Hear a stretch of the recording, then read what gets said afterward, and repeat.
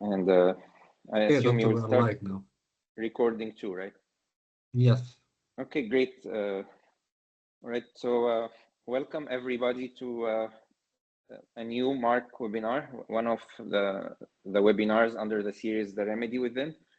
We put this title on this fall and winter webinars, talking about the remedy within, because a lot of therapies and solutions to health problems we are talking about are within the human body, whether they are immune elements, antibodies, T cells, or microbiome elements, parts of the bacteria that live in us, or even some of our own enzymes. So basically, that's the theme of these webinars, and we cannot have a better speaker about this than Professor Jack Gilbert. Before introducing Dr. Jack Gilbert, I will just introduce MARC to Dr. Jack and to everybody attending here, if you have not been here before. So MARC, it started as Munir Armanius Research Center. Dr. Munir Armanius is the founder of the group of companies called Eva Pharma. So MARC is a research center. It's a dedicated research center. It's integrated. It integrates three very independent departments: Contract Research Organization, or CRO, and the Bioequivalence Center, offering services to pharmaceutical companies for bioequivalence studies. And our small part that organizes webinars is MARC. We call it Biolabs for short, or Bioscience Research Laboratories, which I'm honored to lead. And the three departments are under leadership of Dr. George Maher, who is attending this webinar as well. So MARC basically is founded by initial funding or initiative from a pharmaceutical company, Eva Pharma, but obviously it's becoming independent. And the whole purpose is to respond to this concern that we raise in every conference, every scientific conference, every academic conference. We end up with this recommendation that research and industry should academia and industry should come together. Industry should fund research by academia, and academia should translate research to industry. And we have not been doing this very well in Egypt. So there are very few initiatives, and MARC is a rare one of them. I don't know even for international pharmaceutical companies. Maybe one of the early initiatives were from Novartis in the early 2000s, Novartis vaccine, and now I think it's part of GSK, and very few. So because MARC is not an R&D, it's a company that or a research center that wants to do translational research, hopefully to end up with a product at some point. So again, I will not take more time talking about what MARC is, because it's our great pleasure to have Professor Jack Gilbert. Dr. Jack Gilbert is no stranger to the Egyptian community working in microbiome research. He has been to Egypt, I can't remember how many years ago, maybe 8 years ago or more, to the Alexandria Library for a conference. He has been also online giving us talks for example, at the Microbiome Conference last year. And he has promised to come back with his family to visit the pyramids again. Professor Jack Gilbert he started in the UK. I assume you are British. He got his PhD from Unilever and Nottingham University in 2002, and then he did postdoctoral training at Queen's University in Canada, and also was doing a senior scientist position at Marine Laboratory in the UK. I first met Professor Gilbert. Actually, he was moving to the US. That was probably 15 years ago. We met in a metagenomics conference, a conference that was just at San Diego, setting the standards for the new science or the new field called metagenomics in a very nice area in San Diego, and started putting standards and what should the work be. After that, Dr. Jack Gilbert moved to the Argonne National Laboratory, where we also met in Chicago, and he was also part of the Microbiome Center at the University of Chicago. So I work as a postdoc in the University of Chicago, and I work at UCSD, where Dr. Jack Gilbert went next, but we have never overlapped. So I was leaving and then he was joining. At UCSD, Jack Gilbert started a great microbiome center there together with Rob Knight. And it's probably one of the capitals of the microbiome research in the entire world. And Dr. Jack Gilbert is also, I mean, he is initially a marine scientist. So if you ever go to San Diego and you want to visit his office, he is at the Scripps Institute of Oceanography, which is associated with UC San Diego, and his office is literally by the beach. You can just walk out of his back door and go have a swim and come back. Do you do this in lunch breaks? I don't know, but it's sometimes. Again, I don't want to take more time introducing Dr. Jack Gilbert. He has a loaded CV with hundreds of papers, and also he had the great thing about Dr. Jack Gilbert. He had a lot of initiatives. So he was part of the Human Microbiome Project when it started, but he also started what is called the Earth Microbiome Project, an initiative to sequence samples from everywhere on Earth, representing the ecosystem. He started a human microbiome initiative, like a UBiome initiative, that everybody can send samples for sequencing. American Gut. American Gut, sorry. UBiome is a company. American Gut, and then later this became the Microsetta Initiative. And several companies like Zoe. Yeah, came out of that. Again, many companies, and one of them that you will hear about, it's the Gut Lab as well. And finally, Dr. Gilbert is very good, not only about starting companies and joining in and collaborating with industry, which we are interested in, but also in getting funds, which we are very interested in learning how to. So getting like tens of millions funds in initiatives across the US and across the world. So I don't want to use more of his time, because he will talk to us about exciting remedy within discoveries related to the human microbiome and how it helps with precision nutrition and precision medicine. Again, Dr. Jack, thank you so much for accepting our invitation, and sorry for this very long introduction, but you deserve more. And I will stay silent from now on and let you talk. And if my camera is disturbing the bandwidth, I will just turn it off. So please, the floor is yours. You can share. Thank you, Ramy. I really appreciate it. And it's always been an honor to call you a friend and to have you allow me to have this kind of interaction. It's been fantastic. Okay, so for this MARC program, I wanted to talk about the efforts globally that are going on in translating microbiome research into clinical practice. As Ramy suggested, I did start my career in environmental microbiology and then quickly transitioned about 15 years ago, maybe more, 20 years ago, into medical and clinical microbiome research. And I do both. Hence the reason I have an appointment in pediatrics, Department of Pediatrics at University of California, San Diego, and the Scripps Institution of Oceanography, which founded UCSD. So Scripps Institution of Oceanography is a 123-year-old research institution here in La Jolla in Southern California. So I have disclosures for various companies that I've either co-founded or worked with. I also want to highlight the importance of societies. Myself and Ramy are both members of Applied Microbiology International, which is one of the oldest microbiology societies in the world. We used to be called the Society for Applied Microbiology, but we rebranded a few years ago. And so now we are refocusing our efforts on that intersection between industrial and clinical application and basic research. So that interaction that Ramy was discussing in terms of its ability to allow for an intersection between industry and basic science in universities. So I really strongly recommend, if you can, looking at appliedmicrobiology.org down here and investigating the opportunities for policy, for grants and funding. We have a lot of grants which you can apply for, both at early career and late career, both for research and travel.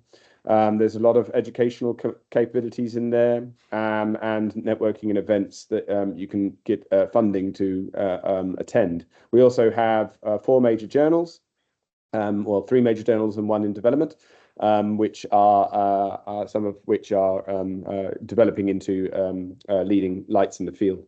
So if you're interested in that, please either talk to Ramy, myself, or just go to this website and you can sign up. The membership is actually pretty cheap.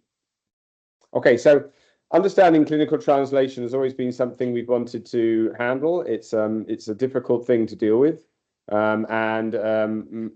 it really is contemplated on the basis of several key precepts, right? So if you want to translate research into clinical practice, you can do it through one of three different ways. The first way is to understand the mechanism. So understanding the explicit mechanism of action by which bacteria, viruses, fungi, protists actually interact with our bodies. That can help significantly in identifying drug targets.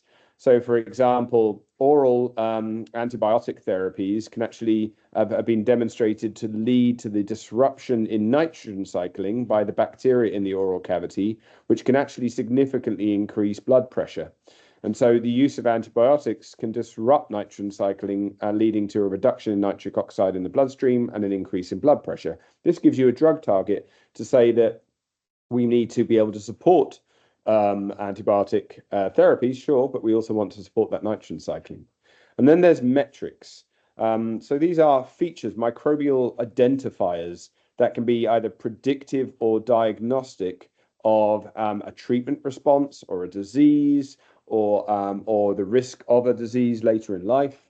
And so you can imagine things like using the gut microbiome to predict weight loss success for a particular diet. And this has been demonstrated routinely in many, many studies. And then there are modifiers, so proven strategies to manipulate the microbiome to either treat disease or to improve treatment efficacy. So this is everything from phage therapy to actually reduce infection or IBD, or fecal microbiome transplants that can be used to improve treatment efficacy to anti-cancer therapeutics. So this concept of mechanisms, metrics, and modifiers will be, I will anchor the proposal around these ideas. So we'll jump into immediately microbiome mechanisms. We can divide microbiome mechanisms, or the research and translational potential of microbiome mechanisms, into four particular groups. The first one is strain-specific functions. This gets down to the fact that individual strains or cellular genotypes of a species can actually have significant differences in how they mediate disease or treatment response. So, for example, Candida strains actually have specificity in their likelihood of leading to vaginal candidiasis, so a fungal infection risk. And also lactobacillus strains provide different strains of Lactobacillus crispatus, for example, can provide very different protection against bacterial vaginosis, a disease of the reproductive tract. So understanding that mechanistic interaction between the individual cellular phenotypes of a species and disease can actually lead to identifying key strategies to treat those diseases. And then we have things like ecological dynamics. So this is getting into understanding how the microbial ecology, the ecosystem, fluctuates over time and what role that can play in mediating disease or allowing for health. So, for example, breast milk or mother's milk contains compounds like complement, that's represented here, or IgA, an immunoglobulin, that control pathogen, control pathogen accumulation, control pathogen accumulation, so they can complement has been shown to particularly knock out specific pathogens, or ecological succession. So IgA with breast milk can lead to very, very explicit ecological succession and therefore immune development in the gastrointestinal tract of a baby. So understanding the particular components of breast milk that facilitate that can lead to the development of new therapeutics. And then microbial metabolism. So, for example, I already mentioned oral antibiotics disrupting microbial nitrogen metabolism, but we also know things like microbial metabolism of myoinositol. This promotes lipid absorption and obesity. So basically, myoinositol is a compound that's present in the cellular membranes of the colonocytes that line our gut. And if you have bacteria that degrade the myoinositol, you get a reduction in the suppression of lipid absorption and an increase in lipid levels in our bloodstream, which can lead to obesity. Understanding that can help us to understand which organisms to knock out and remove. And then you have immune system mediation. And this is 90% of microbiome mechanism, right? So, for example, the lung, the gut microbiome, and the skin all have compounds like 12,13-dihome or indole-3 acetic acid, I3AA, or bile acids, which mediate diseases through the immune system. So, for example, the AHR1 or TLR4, interferon-1 system, which can lead to exacerbation or suppression of particular diseases, such as chronic obstructive pulmonary disease, atopic dermatitis, inflammatory bowel disease, and rheumatoid arthritis. So when you understand that mechanism, microbially mediated metabolism leading to changes in immune system mediation, which results in suppression or exacerbation of the disease, you can have a big role to play. Some of our own work has really started to laid the foundations in identifying therapeutic translational potential. So, for example, working with Vanessa Leone back in 10 years ago now, we were able to demonstrate the differentiation in microbiome mediation for obesity based upon disruption of circadian activity. So, for example, in a germ-free mouse that has no microbes in it at all, a low-fat diet or a high-fat diet will have exactly the same obesogenic activity as long as it's the same number of calories. So a high fiber, high polyphenol diet and a high fat, high sugar diet will not cause obesity independently. They will have exactly the same level of mass generation as long as it's the same number of calories. But if you put a bacterial community in there, you see very, very big differences in how a low fat diet or a high fat diet modulates the diurnal cycling of the microbial community in terms of which species are active and abundant at which times of the day. And a high-fat diet can lead to a significant disruption of these microbial oscillations over time, particularly leading to an increase in hydrogen sulfide production in the gut microbiome, which gets into the bloodstream. And this hydrogen sulfide can get into the liver and interfere with the transcription of clock genes, which modulate the diurnal cycle in the liver, which can change hepatic hormone levels and adipose tissue production and can lead to an increase in appetite. So this mechanism by which a high-fat diet leads to disruption in the microbiome, which leads to disruption in hepatic hormonal activity, causing an increase in lipid tissue and appetite, is, once we understand that, we can mediate it. Also, in work we've done with surgical site infections, we've identified several strategies. So let's say I've removed a piece of gastrointestinal tract because it had a cancerous polyp on it. Well, I do many things to the gut microbiome, like let oxygen in, which can disrupt the gut bacterial community in certain situations, pump the body full of antibiotics, which kills off certain bacteria in the gut. Then I stitch the gut back up again, forming an anastomotic junction. And this anastomotic junction leads the body to start sucking nutrients out of the gastrointestinal cavity, like phosphate, which starves the bacteria and causes them to change their phenotype, forming a biofilm. And that biofilm will then release collagenase, which breaks down the collagen matrix in the wound site and can lead to a gastrointestinal disruption, or what we refer to as an anastomotic leak. And that anastomotic leak will cause sepsis and death. We've also identified, so once you understand that mechanism again, you can do something about it. We could add phosphate back into the gut, or we can remove those particular bacteria. We have identified that those particular bacteria which cause that risk are actually promoted by a high-fat, high-sugar diet, such as a standard American diet or a SAD diet, SAD. It's a pun. But this diet influences the presence of these bacteria in the gut. And then when we put the human being through polyethylene glycol, gastrointestinal wash, put them through oral antibiotics, we start to see an increase in the abundance of these antibiotic-resistant collagenolithic bacteria in the gut. Then we give you IV antibiotics, knock out more of the bugs, and these guys start to increase even more. And then we put you through surgery, and they will change their phenotype, forming this biofilm on the wound site and can lead to surgical site infection.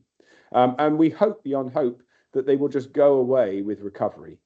So understanding this mechanistic process, this ecological dynamic, if you will, can help us to identify strategies which could lead to their reduction. We've actually also identified that this Western diet and these collagenolitic bacteria can actually be associated with tumor formation. So in this one study we did to assess that, we took mice and we tested the impact of a Western diet or a high fiber chow and antibiotics and colorectal resection and the presence of either collagenolitic bacteria plus or minus colorectal cancer cells in the gut on the impact of what we refer to as colorectal cancer recurrence. So the likelihood that after we've resected a cancerous tumor from your gut, there's about a 22% possibility that that colorectal cancer tumor will redevelop. And we believe that's because of leftover colorectal cancer cells in the gut, which can translocate into this wound site area. We hypothesize that these collagenolitic bacteria can promote the translocation of colorectal cancer cells into this wound site area, leading to the development of this perianastomotic tumor, a tumor which grows in and across the anastomosis, the wound site. And we demonstrated quite successfully that a Western diet, here with a plus, leads to a many-fold increase in the abundance of collagenolitic bacteria, such as Enterococcus faecalis, inside the gut of these mice, compared to a high-fiber chow.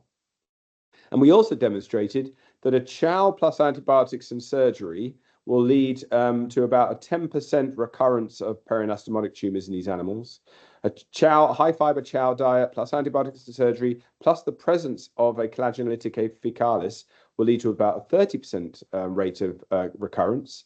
But a Western diet with antibiotics and surgery jumps that up to almost 70%. And if we add in that E. faecalis, almost 90 to 95% of all of our animals will develop a perianastomotic tumor. So this suggests that this bacteria plus a Western diet will lead to a significant risk factor for recurrence in our population. And we are currently doing a study, which I haven't got here, but doing a clinical trial to demonstrate that selective removal of these collagenolitic organisms and the placing people on a high fiber, high polyphenol diet for 2 weeks prior to surgery we hypothesize will significantly reduce their risk of both surgical site infection and colorectal cancer recurrence. So once you understand the mechanism, you can come up with strategies to reduce it. We also have done this with COPD, chronic obstructive pulmonary disorder. So we took sputum from a discovery data set and a validation data set, both in China, working with people with chronic obstructive pulmonary disorder and healthy individuals.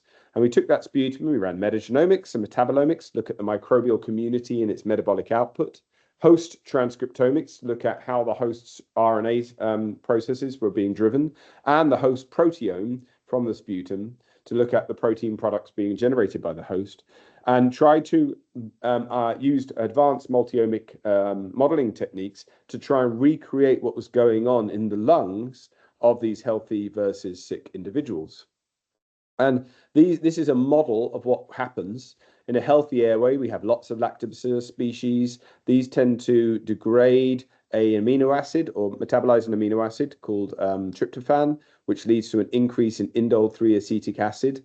Indole-3 acetic acid is an AHR1 mediator, which can drive down inflammation via an IL-22 mediated response, leading to a reduction in apoptosis, an improvement in tight junctions in the membranes of the lung, and therefore improvement in lung function.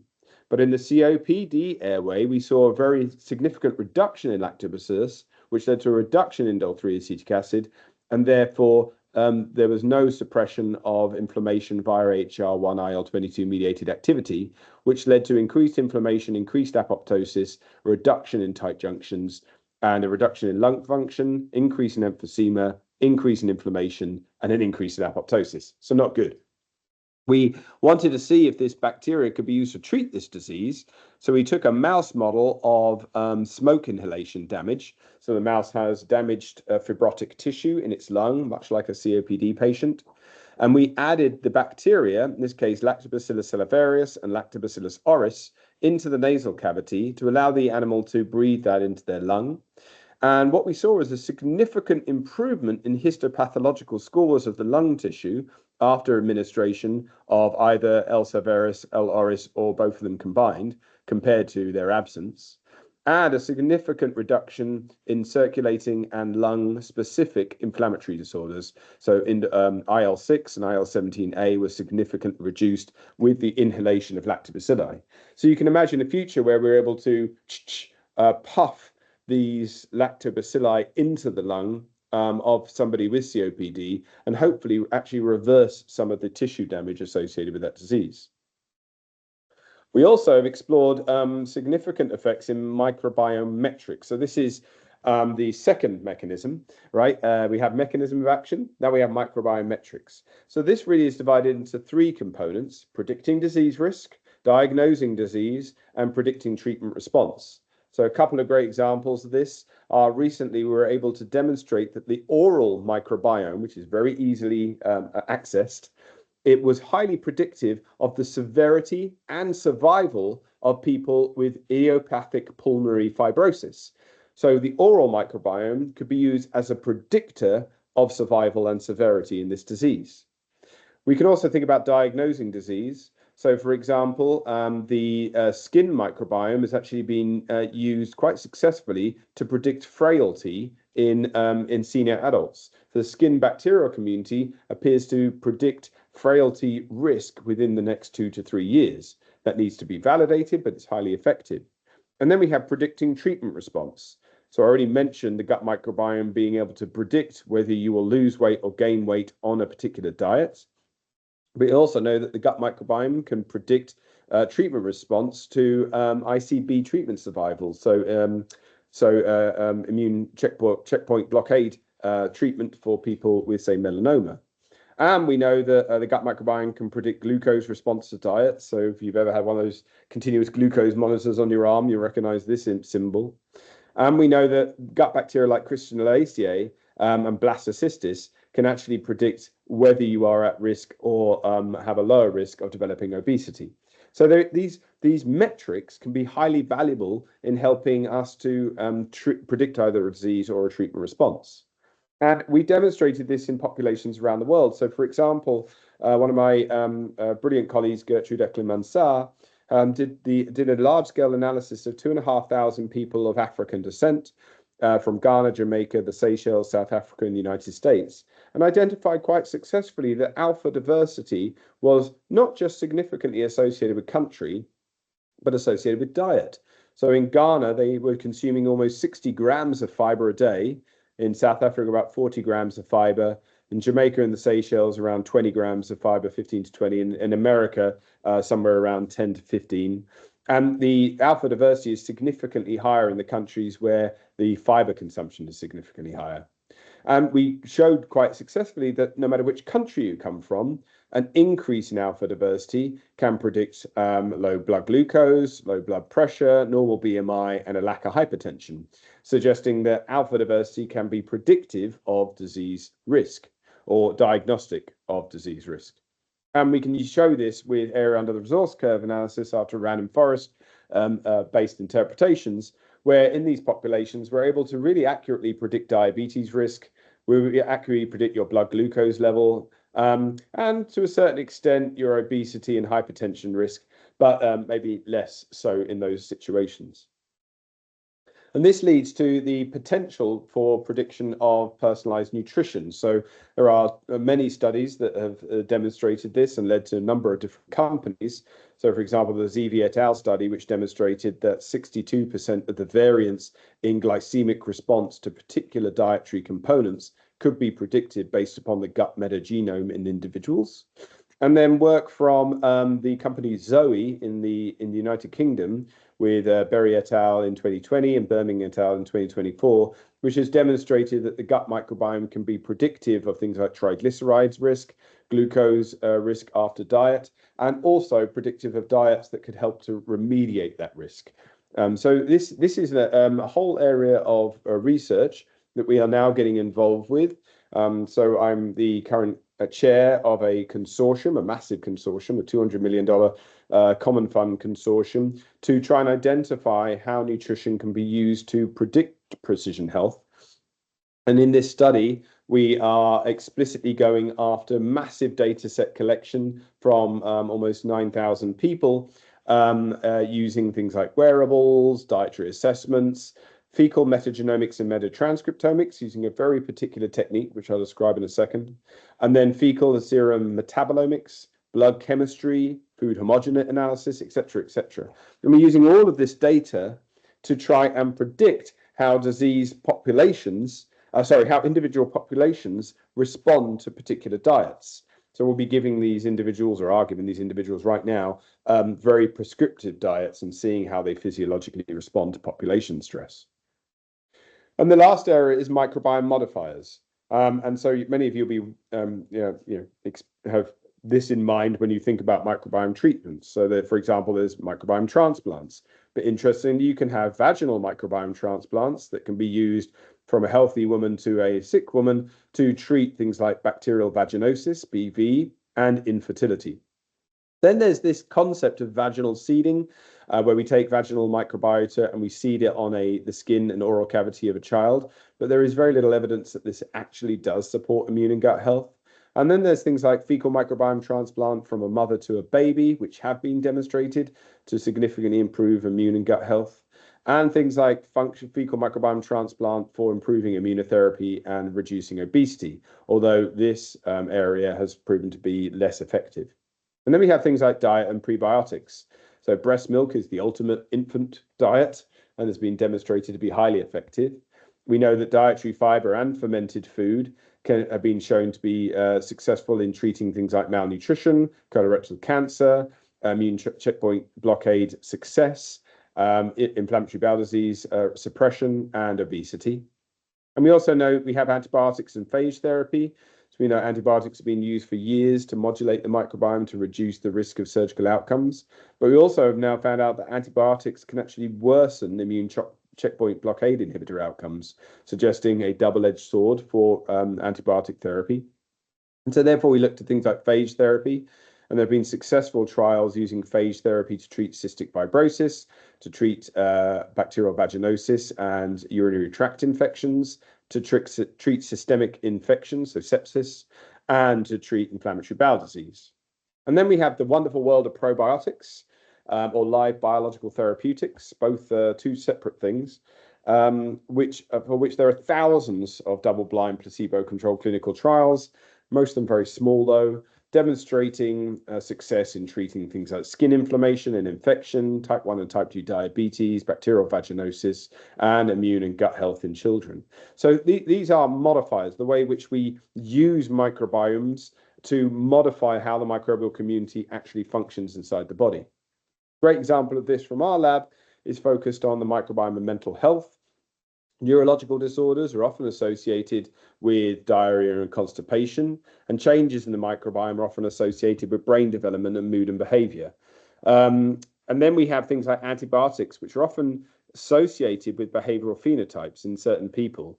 Not in everybody, obviously, but there is a risk of depression and anxiety with antibiotics. But interestingly, antivirals and antifungals don't show this treatment.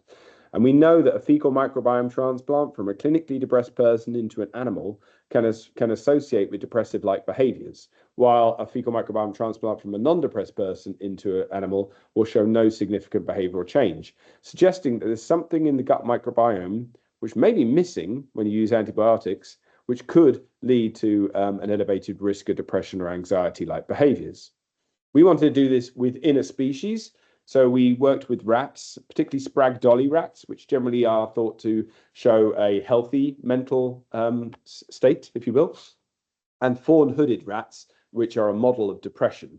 And this is how we measure that. Here's a forced swim test. In a forced swim test, we'll put a rat in a jar of water, and the more it swims to try and get out, the generally more positive it is about its survival chances. And the more it just lays back and floats and gives up, the more likely it is it's anxiety or has high anxiety or depression.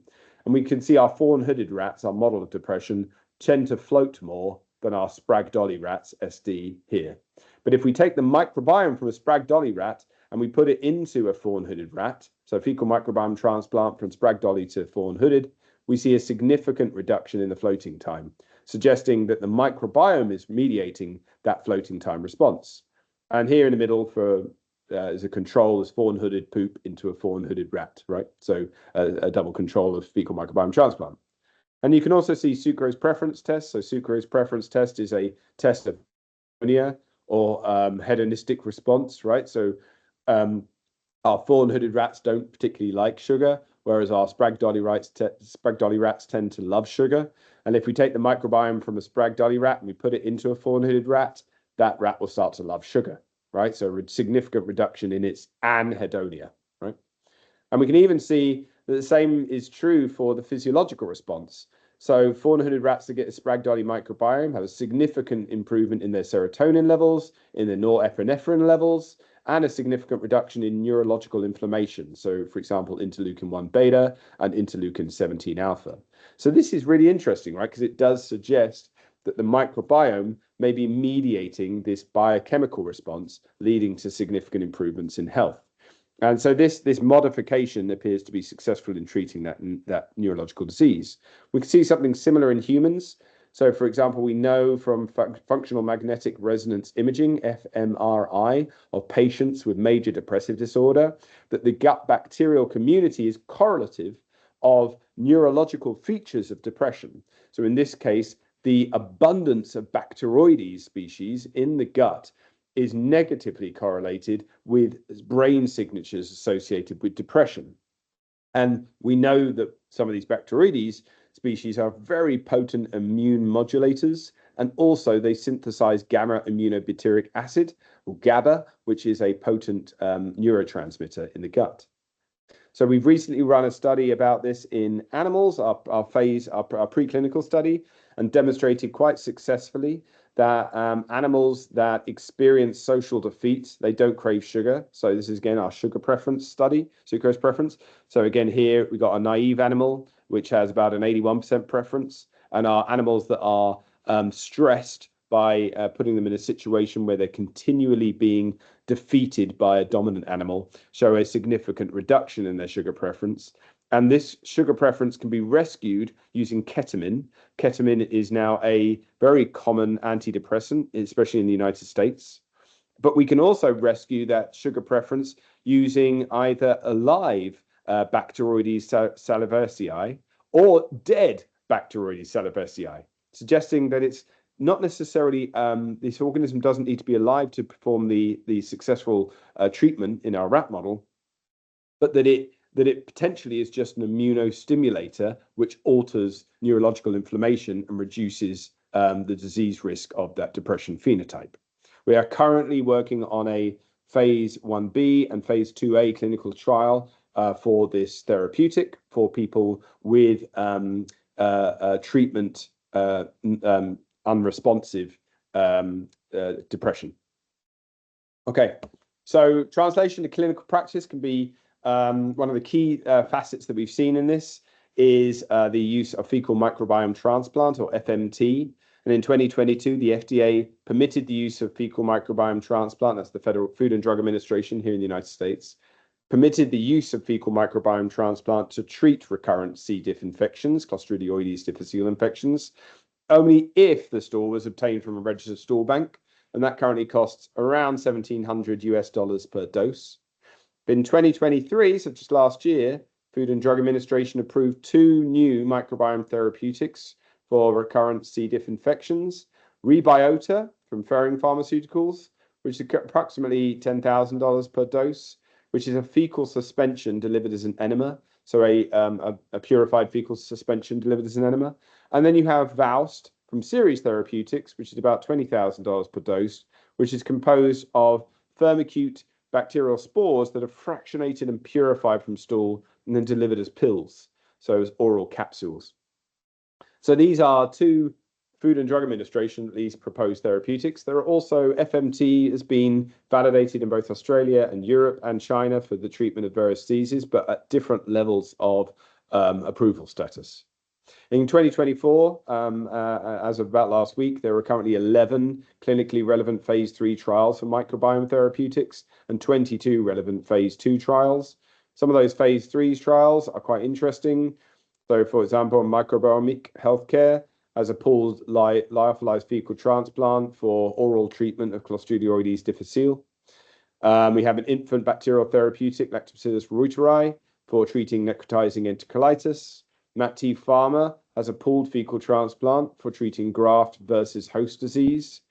Vedanta Biosciences has a defined consortium of 8 strains for treating C. diff, recurrent C. diff. AO Biome has a Nitrosomonas eutropha for treating atopic dermatitis. Ferring has their Rebiota study still going on for recurrent C. diff infections. Malolactin from RDC Clinical for treating gastrointestinal dysfunction. And then Microbiomic again has an oral lyophilized fecal transplant for treating non-alcoholic fatty liver disease. And there are a whole series of phase 2 and phase 3 trials already ongoing. But if we want to identify mechanisms and metrics, we also need to change how we do microbiome science. And one of the first pieces of that is that the microbiome data we've generated, you, me, everybody, up till today really, has been compositional, i.e. this is the Zymo mock community from the company Zymo Inc. And it's a community of about 20 different species, and we sequence them on sequencing runs, and we get a percentage of each of these species. So, you know, what's that, about 15% Bacillus, 20% Enterococcus, a few Lactobacillus, etc. And it's reproducible on runs with some variation. But what we did here is quite a certain abundance of that population, and then B is 1/10 dilution, C is another 1/10 dilution, and D is another 1/10 dilution. What we found is working with Carsten Zengler at UCSD is that we can use a synthetic DNA fragment expressed from E. coli, where we have actually 10 different synthetic DNA fragments. Each one's around 2,000 base pairs long, and it's in a plasmid expressed by E. coli. And we can spike into our sequencing platform these synthetic DNA fragments so that we can create a standard curve using this synDNA and then associate all the sequencing metagenomic reads along that standard curve to get a cellular abundance per gram of material. So, for example, this is the absolute abundance of this Zymo community per gram of material with our 1/10 dilution strategy here for both runs, getting highly reproducible data. We've just recently done this for a particular population of individuals lung cancer patients undergoing radiation treatment and immunotherapy combinations. Each one of these is pre and post the treatment. So it's a small population, about 25 people who went through this, and we wanted to see, does the microbiome predict treatment response in these individuals? So this is what it looks like over here on the left before quantification, and over here on the right, this is the absolute abundance of these different species per gram of stool. So cellular abundance, number of cells per gram of stool in these populations. And you can see some individuals have very low microbial biomass before treatment and very, very high microbial biomass after treatment. Some of them increasing by several orders of magnitude in terms of cells per gram of feces. Others show significantly less variation, and this variation appears to be associated with treatment success. Interestingly, the absolute abundance of these microbial features therefore provide this much clearer picture of the burden on the patient of particular abundances of particular organisms, which we cannot see when we're looking at relative abundances. And also this quantification provides a uniform metric. So if we say it's the uniform metric is cells per gram of feces, then we can compare between any study because we'll always know that particular metric. Whereas if you want relative abundance, you have to reanalyze all of the studies which you have in order to compile them all to create a uniform relativity. We also don't measure things over time, which is a mistake, right? Because unlike height, weight, and age, which are pretty static and low dimensional, or blood pressure and insulin, which are low dimensional but very dynamic, they change hour to hour, or genetics, which is pretty static, doesn't change very frequently, but it's incredibly highly dimensional, 20,000 plus genes. The microbiome is both high dimensional, 7 million genes, 500 different species, and very dynamic in the fact that it can change over time. And so to actually discover microbial metrics or microbial phenotypes that are associated with disease risk, we need sufficient cohort sizes to account for that high dimensionality and very frequent sampling to account for the dynamic nature. But we haven't been doing that. We normally only collect one sample of the stool or one sample of the skin before and after, just like I did in that previous study, because it's been expensive. So to fix that, we created a product called the Gut Lab, which is a molecular biology laboratory which sits in your bathroom. It's battery operated and it has its own wash station, so it cleans itself between each use. And you'll enter your unique ID PIN code, put your piece of used toilet tissue inside the device, and it will extract all of the DNA and RNA currently and metabolites in the future and store them locally for up to 6 months. We can collect over 200 different samples per cartridge, which can be taken out and put back into this device. We're currently running it in clinical trials, such as our nutrition precision health study, which I mentioned earlier, a colonoscopy trial using diet to treat colorectal cancer risk, sponsored by C-Rave, and several breast cancer trials across the US. And I think there's another 32 trials in the planning phases. But the benefit of this is there's no interaction with stool other than the standard wiping of your bottom. There are no tubes, no swabs, no shipping, no chemicals, no storage, no different lab processing, because, you know, like if I send a stool sample to multiple labs, I'm going to get 2 different answers. We don't get that with this because it's exactly the same processing every single time, so it's highly reproducible. And because we've removed all of these pieces, no shipping, no human beings doing the extraction, we have a 90% reduction in the cost of generating a metagenome. So it's now less than $40 or significantly less than that in terms of full cost recovery to actually generate this data, which means that I can now generate 10 metagenomes from a single patient for the price it previously cost me to do 1. So now we can really get longitudinal data, every stool sample from a participant over a week or 2 weeks or a month. So for example, this is over 6 months in one woman going through breast cancer treatment. So we have a baseline of about a month or so before she goes in for a lumpectomy to remove the breast cancer tumor from her breast. Then we have a post-lumpectomy stage, the post-LX stage here. And then she goes through 2 rounds of fertility cycling, so she can harvest her eggs before she goes into 4 rounds of chemotherapy to try and suppress the recurrence of that tumor. And you can see this is relative proportion still, and not the quantitative approach, but you can see some very dynamic shifts in this microbial phenotype over time. Some of them are reproducible, like we always see the green bug and the purple bug, but they do differ significantly in their abundance in different phases. And so understanding this information over time can really help us to actually pick out which features, which biomarkers are actually absolutely present and absolutely required for the prediction or diagnosis of a particular stage or particular treatment response. So imagine a future where our gut lab is present in every bathroom, right, and is able to sequence everything on its device. Currently, it doesn't do that. It just does the DNA and RNA extraction. But we're talking to people to get it into a stage where it can also do the sequencing. And then it uploads that information to the cloud, and you can have that information now displayed on your smart mirror in your bathroom. So you've done your morning data dump. We identify where your current stool sample sits in your stool sampling tree. And we can determine whether it provides a risk of depression, for example, and maybe even give you a automated treatment response for a modifier like a probiotic in order to treat that disease response. This is currently science fiction, but it's rapidly becoming science fact. So I want to thank all my sponsors for supporting the work that we do. There's a lot of them. And this is part of my wonderful team here in San Diego. And this is our lab up here. So this is on the beach. My office is just behind, just to the right of here, and very much on the beach. So it is a wonderful place to live. Thank you very much. Thank you very much, Dr. Gilbert. I mean, it's very interesting. We put in we put in the promotion material. Can a smart toilet predict your health status? But yeah, we agree that this is not a toilet at all, but it's even smarter.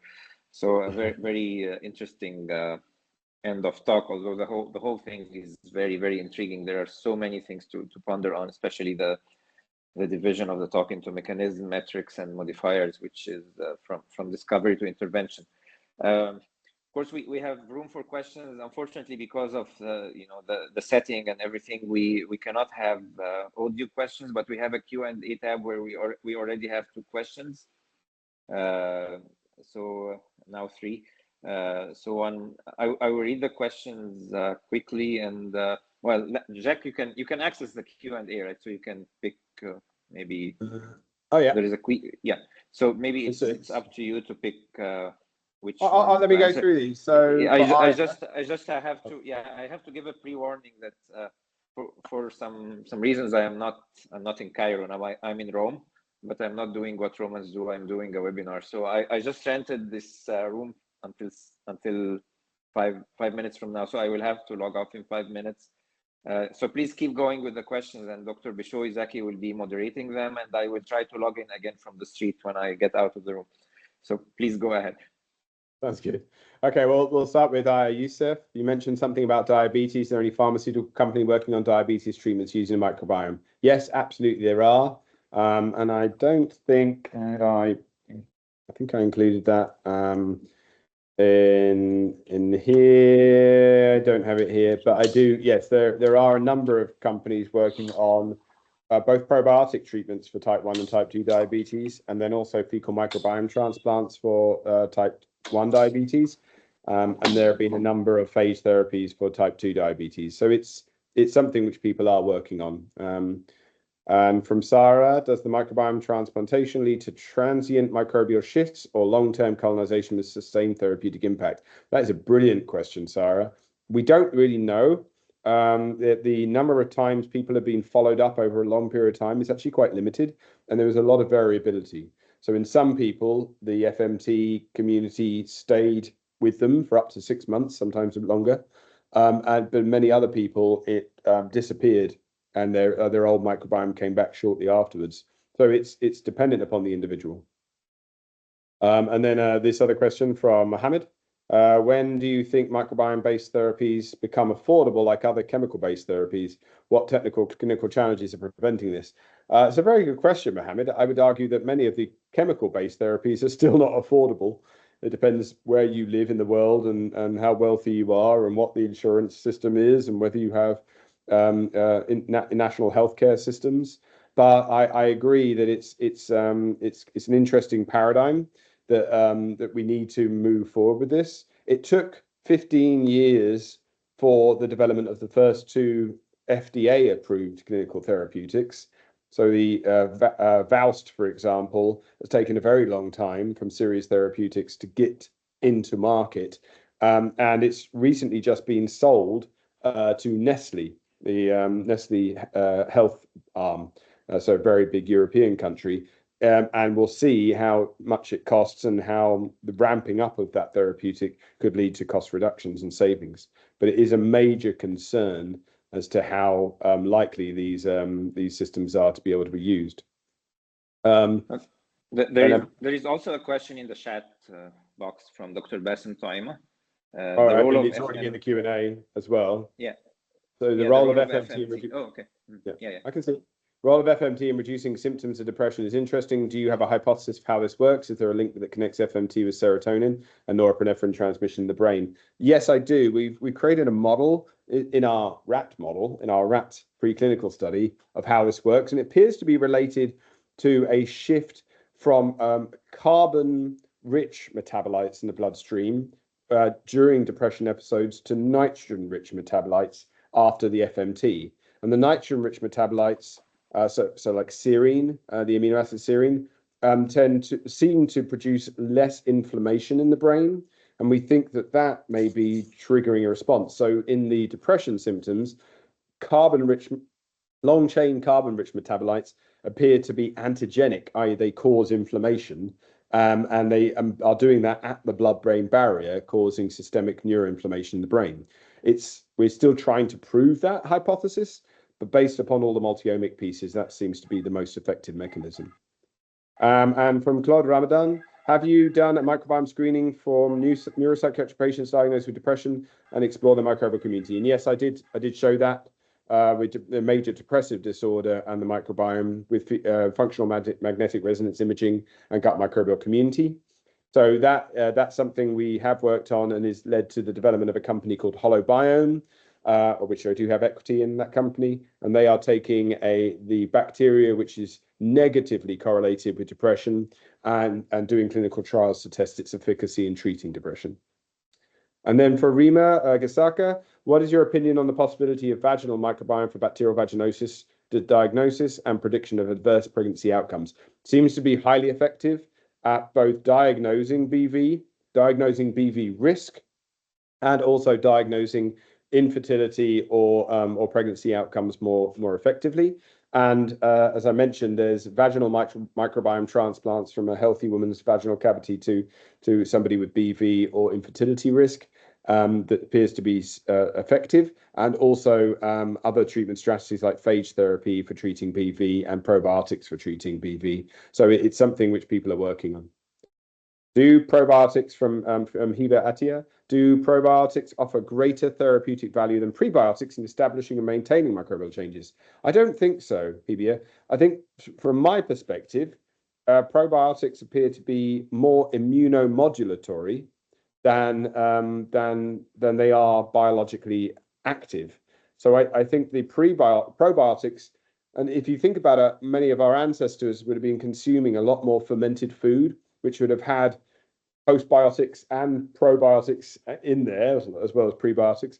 And so it's quite likely that our bodies got used to seeing bacterial components in the food, and those bacterial components help to dampen down inflammatory responses. And that might be the reason most probiotics work. But prebiotics can be very effective in helping to stimulate the growth of particular organisms in the gut. So diet and prebiotics are potent microbial modifiers that have been demonstrated to be effective in treating disease. So I think that's definitely something where we can further explore how to do that in a more precise way, but it can be effective. For Mahmoud Fahim Mohammed, I'm more interested in the genetic mutations in the microbiome. Yeah, could the smart toilet help detect genetic mutations linked to certain diseases? Possibly. I think it's difficult, right? So yes, there's absolutely no reason why you couldn't take the DNA and maybe even the RNA isolated, sequence it and construct metagenomic assembled genomes, or MAGs, and look at genetic mutations in the bacterial community. I think that would be a highly appropriate strategy. But whether we will be at a stage where we're able to link those genetic variations to certain diseases, people have done that with vaginal disease to great success, and there's other studies which are linking strain level variation to drug responses, again to great success. So it does happen. I still think we have a way to go in getting reliable MAG assembly, genome assembly from metagenomics, getting it reliable and reproducible across large studies. So I'd be interested. I know one of my good friends, Nicholas Sagada, is working on generating strategies which could be highly effective in allowing for that reproducibility of MAG assembly. And I think we'll need to see how effective GutLab will be at generating samples and data which could be effective for that strategy. From Mariam Lofty Aslaid. So totally different type of question. Yay. Is the study still in the phase of recruiting subjects, depression versus gut microbiome? If so, how can one sign up to be part of it? Yes, there's currently, we're currently finalizing IRB approval, Institutional Review Board approval for the protocol here in San Diego. And there'll also potentially be one in Chicago. Oh, no, sorry, in Boston. How do you sign up for it? Depends if you live in those areas, because it's quite an involved process. So it's not an international study. It's one that where people would have to come into the clinic and get blood drawn and get prescribed meals and many different things like that. So whether if you live in Boston and you live in San Diego, that might be an effective study population. But also you'd have to be resistant to current treatment strategies for depression to be eligible for those trials. And Bassam again, more of a general question. Do you think that restoring our microbiome balance can prevent and treat a lot of diseases? I am. And are you an advocate for natural remedies? I'm an advocate for diet. I think diet can be highly effective in reducing the risk of chronic disease via its ability to modify the microbiome. And I think there's a lot of prebiotic formulations out there, fermented food products that are also highly effective and have been demonstrated in clinical trials. So yeah, I believe there's a huge opportunity for microbial modifiers to be used to help to treat a lot of diseases or reduce the risk of chronic diseases. And I think that was it, Bishoy. I don't know if we have anyone else. I have another question, please. Thank you for the interesting talk and session and the lovely studies. I'm interested in phages and regarding using phages as a modifier for the microbiome. Is there any insights, especially regarding the resistance, the bacteria resistance could adapt and develop against the used phages for as a modifier? Yeah. So in fact, in our current study of colorectal cancer risk for people with with familial polyposis syndrome, so people that generate a lot of polyps, we're using phage to try and remove those collagenolithic bacteria I mentioned in the gut. I don't know whether it will work. We're still analyzing data and recruiting study participants. But it's a hypothesis, right? If we remove those bugs, does it reduce the risk of polyp formation later in life? And there's lots of studies, as I demonstrated in the modifiers section, that have used phage for the treatment of things like cystic fibrosis, bacterial vaginosis, even inflammatory bowel disease. So the phage study, and the obvious one is phage therapy to treat sepsis. So, when people are severely sick, we can use phage therapy to treat that, and that's been demonstrated successfully. Whether we can get to the stage where we are doing that routinely and it's cheap, waits to be seen, because it looks like we need extensive phage cocktails, not just one phage to kill one bacteria, but multiple phage to kill one bacteria, or multiple phage that have multiple bacterial targets in order to control a pathobiont, a community of pathogens.